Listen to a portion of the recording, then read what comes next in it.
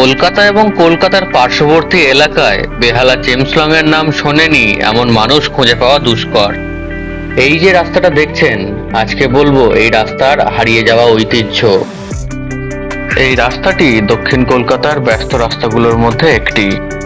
একসময় এই সুদীর্ঘ রাস্তার বদলে ছিল একজোড়া রেলপথ, তবে কোনো এক্সপ্রেস ট্রেন কিন্তু এখান থেকে চলাচল করতো না। তখন কলকাতাকে সুন্দরী নগরীতে পরিণত করার জন্য ব্রিটিশ সরকার সমগ্র কলকাতা জুড়ে প্রকল্প চালু করেছিল ট্রাম লাইন আর রেল লাইনের। যেহেতু বেহালাতে আগে থেকে ট্রাম লাইন ছিল, সেহেতু ব্রিটিশ সরকার ঠিক করলো এখানে ট্রেন লাইন করবে, কারণ শহর থেকে শহরতলি যাতায়াতের অসুবিধা সেই সময় ছিল ভীষণ রকম ভাবে। সেই সময় আজকালকার দিনের মতো এত যানবাহনের ব্যবস্থা ছিল না, কাজেই মানুষকে পথ চলতে হতো ঘোড়াতে, পালকিতে, আর না হলে পায়ে হেঁটে। মোটর গাড়ি ছিল বটে, তবে সেটা বড় লোকদের জন্যে। সাধারণ মানুষদের সেই সব মোটর গাড়ি চড়া ছিল দুঃসাধ্য। তবে সেই সময় কালীঘাটও কিন্তু আজকের মতো ছিল না, একেবারে আমূল পরিবর্তন হয়ে গিয়েছে। 1917 সালের মে মাস বেহালা সংলগ্ন এলাকায় তৈরি হলো নতুন এক রেলপথ। সেই সময় বিখ্যাত রেলগাড়ি প্রস্তুতকারক লন্ডনের McLeod Russel and Company Limited ভারতের রেলপথ তৈরিতে প্রত্যক্ষ ভূমিকা নিয়েছিলেন।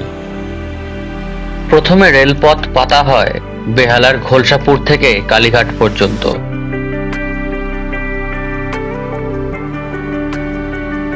তবে এই রেলপথ চালু করার একটা উদ্দেশ্য ছিল গ্রাম থেকে শহরে পরিবহনের মাধ্যমে পণ্য সরবরাহ করার। যেমন ধরুন, শহরের আধুনিক মিষ্টি, বস্ত্র, কাঠ ইত্যাদি। শুধু যে শহর থেকে গ্রামে পণ্য সরবরাহ হতো তা কিন্তু নয়, গ্রাম থেকেও বহু জিনিস শহরে আসতো, যেমন টাটকা ফল, সবজি, মাছ ইত্যাদি।